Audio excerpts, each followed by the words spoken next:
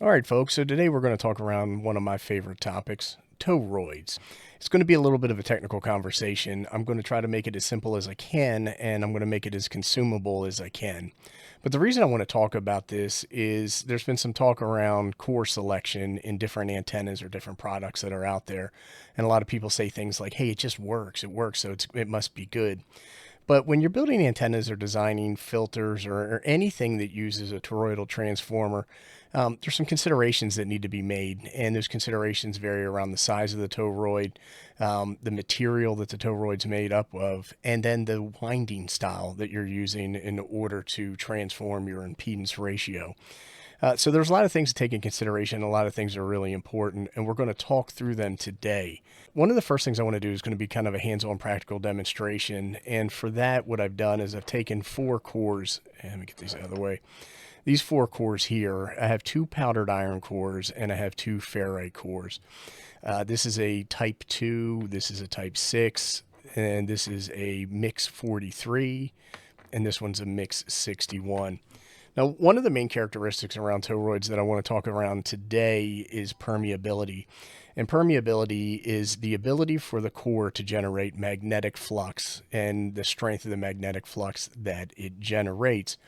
It's a little bit harder to do in lower permeability cores and a little bit easier to do in higher permeability cores. When we build antennas, for example, so here's a 49-to-1 transformer. We take a signal and we squirt it in here. It comes out and it goes through this core. These wrapped windings here are our primary wrapping or primary winding. So we use these as an inductor, right? And what that does is it takes energy from the primary winding and induces a voltage on the secondary.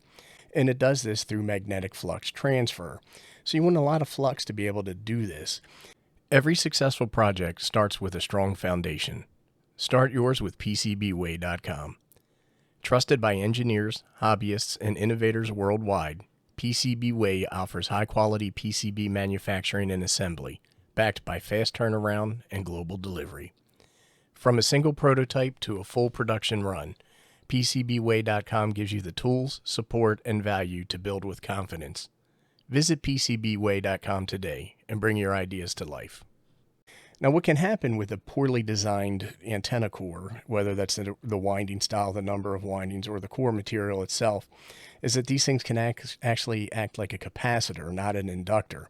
And what you get is this transfer via capacitive coupling instead of magnetic flux transfer. When you do that, all kinds of noise and garbage goes in and out. The inductor doesn't work the way it's designed. It gets hot, it can saturate, and you lose energy via heat. We're going to go into all this in a little bit more detail. I'm just trying to kind of explain what goes on here. So it's really important to pay attention to that. Now, with the experiment that we want to do, I want to show the ability to measure inductance. And inductance is created by wrapping a metal, let me make this one easier, by wrapping a wire around. You can do air cores, but what we like to do is to be able to get more inductance, so we use toroidal cores. Each turn that you do on here creates more induction, right? And so what I've done is I've taken a wire and I've wrapped it 6 times around each one of these cores. Because these are lower permeability and these are higher permeability, we're going to see a difference in the amount of inductance that's created. Now, what I can do is take a lower permeability core and I can continually wind and wrap this wire around there to build up my inductance, because each turn gives you more inductance. Once you do that, though, you have all these wires on here that start capacitively coupling together, and then you introduce capacitance, which cancels out your inductance. And then what it can do is create a self-resonancy in the core that'll cause it to perform as a capacitor versus an inductor. It's maybe some of the operating frequencies that you want to use. When you have a bigger core, it takes less windings to get the same inductance on a smaller core. But because these cores are smaller, but they have a higher permeability, we're going to see more inductance. So what I want to do for simple demonstration purposes is I'm going to use this LCR meter. Let me just turn this baby on, if I can figure out how to do that. And we're on. And what I'm going to do is I'm going to set it to its induction measurement. And then I'm just going to take this red core and I'm going to connect it up right here. And then we should get something and it's showing us around 1.2, 1.3 microhenries, which is an inductive measurement. It's pretty low. So what I want to do over here is connect this yellow one and show you what that does.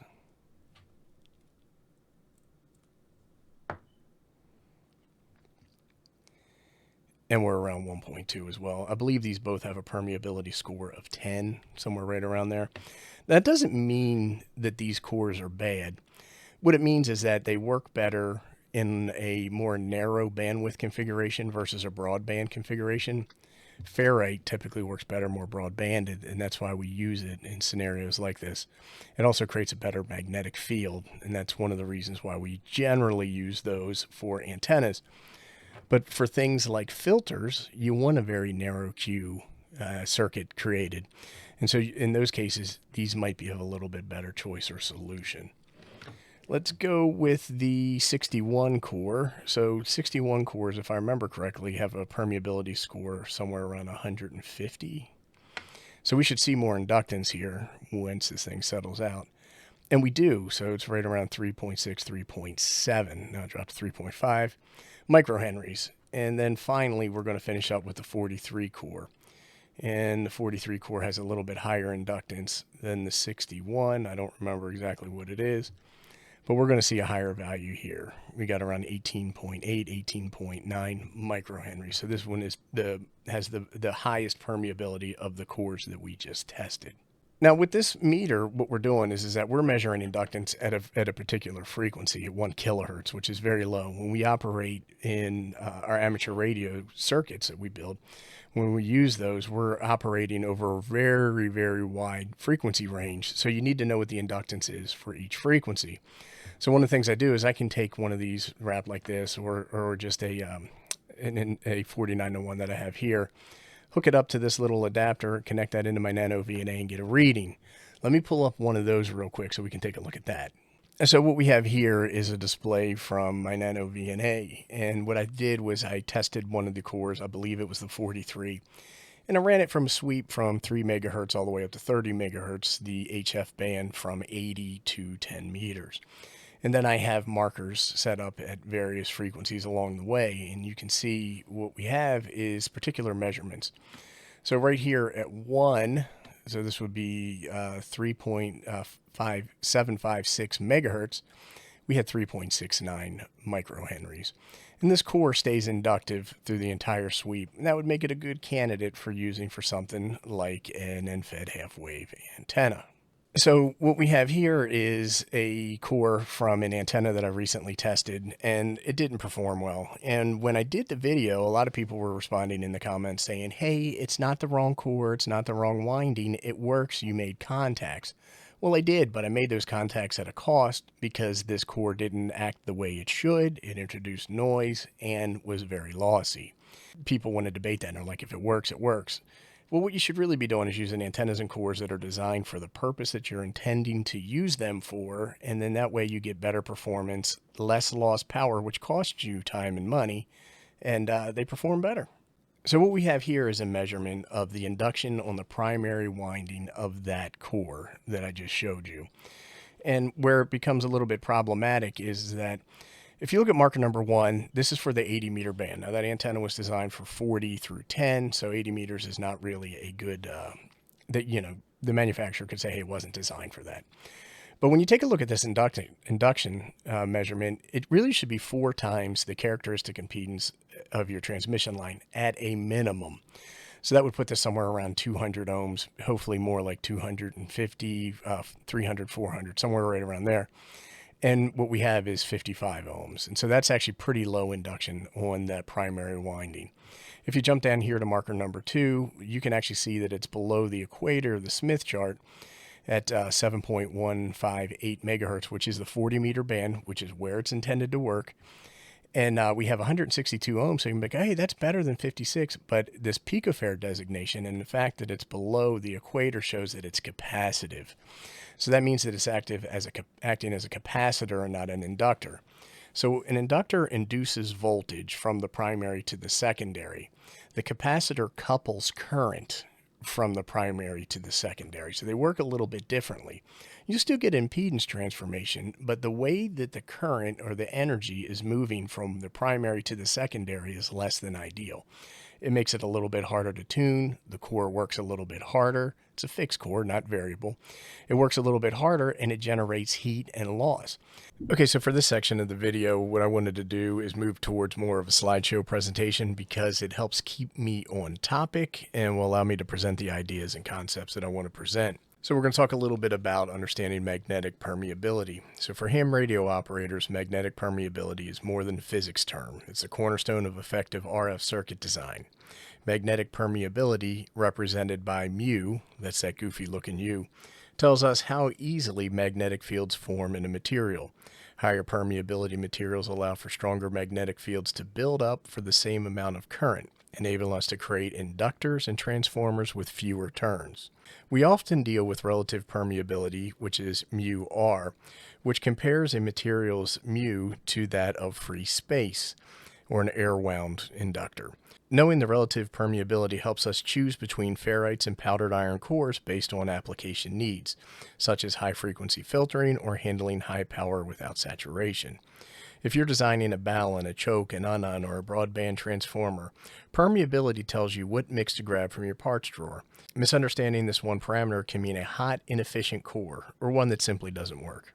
In ham radio core selection, understanding the difference between high and low permeability is key to success. High permeability cores like ferrites, 500 to 1000 range, are highly responsive to magnetic fields. This means you can get significant inductance with fewer turns, making them ideal for broadband transformers like 49-to-1 unons, common mode chokes, and RF suppression devices. However, high permeability cores come with limitations, especially in HF or higher frequency, due to increased eddy current and hysteresis losses. On the other hand, low permeability cores such as powdered iron, around 10 to 200, need more turns to produce the same inductance, but they shine in applications like tuned circuits for power handling, where frequency stability and saturation resistance matter. Choosing the right core for your type of balun, trap, or VFO coil determines not just efficiency, but whether your project will work at all. In core selection for ham radio, every choice involves a trade-off. High permeability cores let you build compact, efficient circuits with fewer turns. This makes them perfect for chokes and broadband transformers where space and simplicity matter. But there's a downside. High permeability materials lose performance at higher frequency due to eddy currents and hysteresis losses. They also saturate easier under high current. On the flip side, low permeability cores demand more turns to reach the same inductance, increasing size and resistance, but their performance stays robust across certain bandwidths. They're better at handling high RF power and avoid early saturation, which makes them ideal for power transformers and tuned RF circuits. Knowing which trade-off to prioritize, bulk inductance or frequency range, is what separates successful homebrew chokes or baluns from ones that overheat or underperform. When winding inductors or transformers for ham radio, you're creating magnetic flux. This is the total magnetic field passing through a core, and it's denoted by the symbol phi. You can think of it like how much magnetic energy flows through the entire toroid cross-section. Flux density, on the other hand, is a more focused concept. It's the amount of flux per square meter, expressed as Tesla. This affects how efficiently voltage is induced in your transformer windings, as dictated by Faraday's law. A useful analogy. Imagine water flowing through a pipe. The flux is the total volume flowing, while the flux density is the water pressure at any point. When designing RF transformers or chokes, knowing both helps you avoid saturation and design efficiency energy transfer. Faraday's law is the foundation of every transformer, choke, or inductor in your ham shack. It tells us when magnetic flux changes inside a core and voltage is induced in nearby windings. This is what enables energy transfer in RF transformers and voltage suppression in common mode chokes. In practice, this means that the voltage your secondary winding sees is directly related to the number of turns and how rapidly the magnetic field is changing. If you're designing a 49-to-1 end-fed half-wave transformer, this is the principle that defines how your turns ratio creates the voltage transformation. Your core's material matters too. It affects how easily flux forms and how efficiently it changes. Use Faraday's law to optimize your winding count and select the right core mix to maximize power transfer and minimize loss. Eddy currents are like invisible whirlpools of current circulating inside magnetic cores. When the RF current in your toroid changes, it creates a changing magnetic flux, which in turn introduces loops of current within the core itself, especially if it's conductive. These loops of eddy current don't help your circuit, they hurt it. They convert valuable RF energy into heat, which not only wastes power but can reduce the effective permeability of the core. That means lower inductance and potential waveform distortion, especially at HF and above. This is why ham radio builders avoid solid iron bolts or metallic materials as cores. You want materials like ferrite or powdered iron, electrically resistive, so eddy currents are minimal. If your choke is getting hot for no reason, eddy currents could be the hidden culprit. To fight eddy current loss, ham radio builders rely on smart material choices. Ferrite cores are the go-to solution for RF transformers and chokes because their ceramic composition makes them poor conductors. This naturally suppresses eddy currents, keeping efficiency high and heating low. Powdered iron cores, while more conductive, are made from tiny insulated grains of iron. Each particle confines eddy loops to microscopic sizes, massively reducing overall losses. Every time RF energy flows through a magnetic core, the material domains must realign, but they don't flip effortlessly. This lag creates a hysteresis loop on the B and H graph, showing that some energy is lost during each cycle. This loss converts directly to heat, which in high-frequency ham radio applications can be substantial. For example, a Ballonor transformer with significant hysteresis loss can overheat quickly, affecting efficiency and potentially damaging components. The shape of the hysteresis loop varies by material. Ferrites have narrow loops, meaning lower loss and better suitability for RF chokes and transformers. Powdered iron, while more lossy, tolerates more DC current and higher power without saturating. Understanding hysteresis helps you match the core to the job, especially when power handling and efficiency matters. Choosing between ferrite and powdered iron isn't just about permeability, it's also about hysteresis behavior. Ferrite cores can have narrow hysteresis loops, meaning that they lose less energy per cycle. This makes them superb for broadband RF use where you want minimal heat loss over many megahertz. However, ferrites can saturate quickly when a DC bias is present, limiting their usefulness in power application. Powdered iron cores, while they exhibit more hysteresis loss per cycle, can handle large DC current without saturating. For example, you'd reach for a ferrite mix 31 or 43 to build a common mode choke, but use powdered iron mix 2 or 6 for a high Q inductor. Or ferrite 43, 52, or even 61 for a 49-to-1 transformer where high power and stability matter more than loss per cycle. Powdered iron cores such as Mix 2 and Mix 6 are ham radio favorites when it comes to high-powered and high-stable frequency applications. Mix 2 has a relative permeability around 10, meaning you'll need many turns to reach the desired inductance, but what you get in return is exceptional thermal and electrical stability. It's well suited for VFO coils and RF tank circuits. Mix 6, with a slightly lower permeability of 8, offers better Q performance and minimal loss. It shines in HF traps and filters where clean signals and minimal core heating are essential. Both mixes share a critical trait. They're excellent at resisting core saturation, making them ideal for power transformers. Ferrite cores are characterized by mix numbers. Understanding these can make or break your RF build. Mix 31 with high permeability, about 1500, is excellent for common mode chokes on HF bands. It absorbs unwanted RF like a sponge, turning noise into harmless heat, perfect for keeping your shack quiet. Mix 43 is a general-purpose workhorse in the 3 through 30 MHz range. It's commonly used in balance and broadband transformers, giving it a solid mix of inductance and loss. If you're building a 4-to-1, 9-to-1, or 49-to-1 transformer, Mix 43 is usually a reliable choice. For higher frequencies like 6 meters and up, Mix 61 is a better fit. Its lower permeability means fewer losses and more stable performance at VHF and UHF. When it comes to ferrite, one size doesn't fit all. Match the mix to the mission. The 49-to-1 end-fed half-wave transformer is popular for ham radio, but building it right hinges on the core. These transformers need to cover a broad HF range while handling real power, often 100 watts or more. This means that the core must resist saturation and remain stable over wide bandwidths. Ferrite mixes 43 and 52 are favorites for this purpose. They strike a balance between permeability and frequency range, letting you use moderate number of turns while avoiding core overheating. The priority is clear: prevent core saturation and ensure minimal loss across all operating bands. Underbuilding the core here means excess heat, loss of efficiency, and possibly damaging your rig. For ham radio operators battling RFI, the common mode choke is a critical line of defense. Choosing the right core makes or breaks its effectiveness. Mix 31 ferrite is often a top choice. Its high permeability, around 1500, and broadband loss characteristics make it perfect for 160 through 40 meters. High permeability cores like this provide significant choking impedance with just a few turns. This means lower self-capacitance and better performance across a wider range of frequencies. This is especially important when wrapping around coax to choke off unwanted current without disrupting your transmitted signal. If your choke isn't taming the noise, chances are the core mix is wrong or it's wound for the wrong band. Always match the core type and winding count to your intended frequency range for optimal suppression. As we wrap up, remember that core selection isn't a one-size-fits-all process. Each material and mix has unique strengths depending upon your operating frequency, power levels, and design goals.